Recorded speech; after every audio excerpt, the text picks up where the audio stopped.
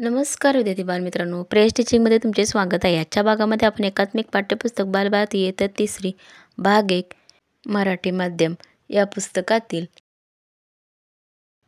परिसर अभ्यास इयत्ता 3 या विषयातील दिशा व नकाशा पान नंबर आहे 95-96 हा अभ्यास करणार आहोत.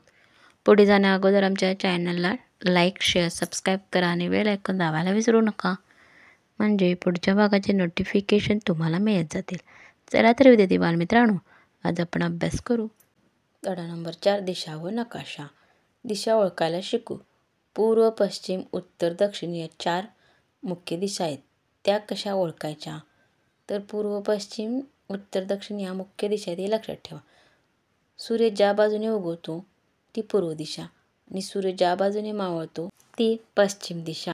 या ठिकाणी पहा, मुलगा पूर्व दिशेला तोंड करून उभा आहे व पश्चिम दिशेला त्याची पाठ आहे. पूर्व व पश्चिम दिशा एकमेकींना समोरासमोर असतात. इथे पहा, पूर्व दिशेकडे तोंड करून उभे राहिले तर पश्चिम दिशा आपल्या मागे असते. त्याचवेळी आपल्या डाव्या बाजूला उत्तर दिशा येते तर उजव्या बाजूला दक्षिण दिशा येते. तुमच्या परिसरात सूर्योदयाच्या वेळी ही कृती करून पहा व परिसराची स्थानिक दिशा समजून घ्या. अशा पद्धतीने तुम्ही कृती करून पाहायच्या म्हणजे तुमच्या लक्षात येईल. म्हणजे आपल्या मुख्य दिशा 4 आहेत: पूर्व, पश्चिम, उत्तर, दक्षिण. बालमित्रांनो, माहीत आहे का तुम्हाला, सूर्य रोज उगवतो व मावळतो, त्यामुळे आपल्याला दिशा ठरवण्यासाठी सूर्याचा उपयोग करून घेता येतो. होकायंत्रातील चुंबक सुई नेहमी उत्तर दक्षिण दिशा दाखवते. या ठिकाणी पहा, उत्तर दक्षिण दिशा दाखवलेली आहे. तुम्ही शिक्षकांच्या किंवा पालकांच्या मदतीने ती पाहू शकता. हे होकायंत्र आहे आणि ही चुंबक सुई आहे, ती उत्तर दक्षिण स्थिर राहते. यामुळे देखील आपल्याला दिशा समजतात. नकाशा मैत्री. आपल्या गावाप्रमाणे अनेक गावे, वस्त्या आणि शहरे असा भाग मिळून तालुका तयार होतो. अनेक तालुके मिळून जिल्हा तयार होतो. खाली आपल्या जिल्ह्याचा नकाशा दिला आहे. या नकाशात तालुके व त्यांचे मुख्य ठिकाणे दाखवले आहेत. नकाशा सूची दिली आहे. ही सूची आपल्याला नकाशा समजून घ्यायला मदत करते. सूची व दिशांच्या मदतीने नकाशा समजून घ्या, त्यावरून खाली दिलेल्या कृती करा.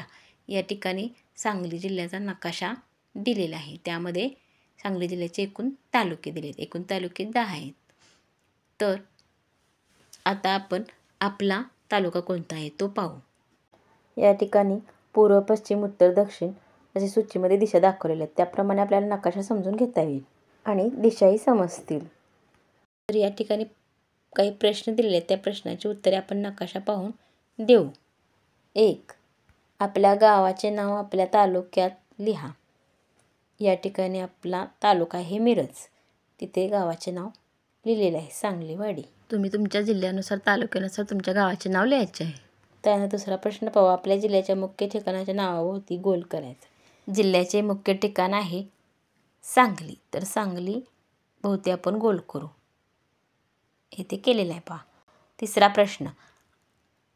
आपल्या तालुक्याच्या सीमेला लागून असणाऱ्या तालुक्याच्या नावाभोवती चौकट करा. इथे मिरज हा तालुका आहे. या तालुक्याच्या सीमेलगतच्या जे तालुके आहेत त्यांना आपण गोल केलेला आहे. इस्लामपूर, पलूस, तासगाव, कोटेमहांकाळ हे तालुके आहेत. आपल्या जिल्ह्याच्या उत्तरेकडे असणाऱ्या जिल्ह्यांची नावे चौकटीत लिहा.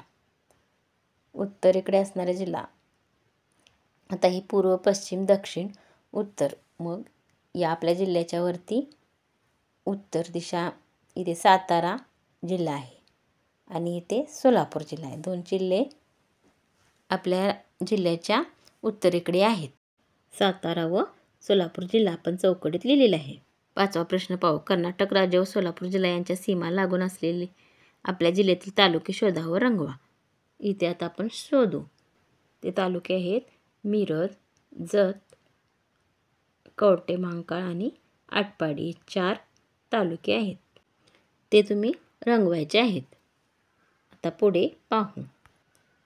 नकाशाशी मैत्रीमध्ये सोबत आपल्या महाराष्ट्र राज्याचा नकाशा दिलेला आहे. हा आहे महाराष्ट्र राज्याचा नकाशा. त्यात वेगवेगळे जिल्हे दाखवलेले आहेत. महाराष्ट्रात पुणे, सातारा, सांगली, सोलापूर, जालना, बीड, नागपूर, चंद्रपूर अशा पद्धतीने एकूण 36 जिल्हे आहेत. नकाशात आपला जिल्हा शोधा व रंगवा. या ठिकाणी येथे सांगली जिल्हा आहे, तो आपण हिरव्या रंगाने रंगवलेला आहे. सूचीत आपल्या जिल्ह्याची चौकट दिली आहे, ती त्याच रंगाने रंगवा. तुमच्या जिल्ह्याचे नाव सूचीत माझा जिल्ह्याच्या पुढे लिहा. या ठिकाणी सूचीमध्ये चौकट दिलेली आहे, ती आपण हिरव्या रंगाने रंगवायची आहे.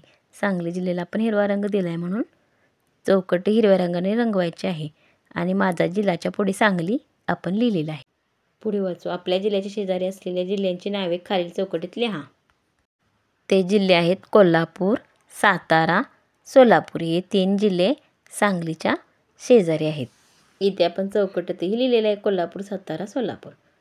नकाशाच्या मैत्रीमध्ये खाली आपल्या देशाचा नकाशा दिलेला आहे. या ठिकाणी हा भारत देश त्याचा नकाशा आहे. त्यात आपल्या देशाची राजधानी नवी दिल्ली ही सुद्धा दाखवली आहे. या ठिकाणी नवी दिल्ली इथे दाखवली आहे. तर आपल्या देशाच्या नकाशात आपले महाराष्ट्र राज्य शोधा व ते रंगवा.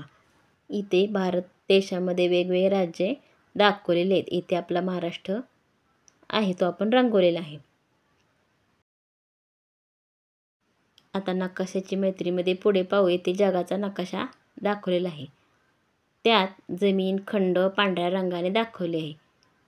या ठिकाणी पहा, ही जी जमीन दाखवलेली ती पांढऱ्या रंगाने दाखवली आहे. येथे दिसत आहे. पाणी निळ्या रंगाने दाखवलेले आहे. हे जे सर्व निळा रंग दिसतोय ते सर्व पाणी आहे. जगातील जमीन व पाण्याचा भाग एकाच वेळी दिसावा यासाठी हा विशेष नकाशा पाणी आणि देश आपल्याला एकाच वेळी दिसावेत म्हणून तयार केलेला आहे. तर आपण प्रश्न वाचू. जगाच्या नकाशातील भारत लिहिलेला भाग रंगवा. त्याचबरोबर नकाशाच्या शेजारी ही जी चौकट दिलेली आहे ती भारत देशासाठी सूचीमध्ये दिलेली आहे, ती पण आपण हिरव्या रंगाने रंगवलेली आहे. जगाच्या नकाशातील हा आपला भारत देश. समजलं बालमित्रांनो? या जगाच्या नकाशामध्ये आपला भारत देश दिसत आहे. आपला देश भारत. या ठिकाणी आपले महाराष्ट्र राज्य. महाराष्ट्र राज्यात आपला सांगली जिल्हा. समजलं बालमित्रांनो दिशा व नकाशा?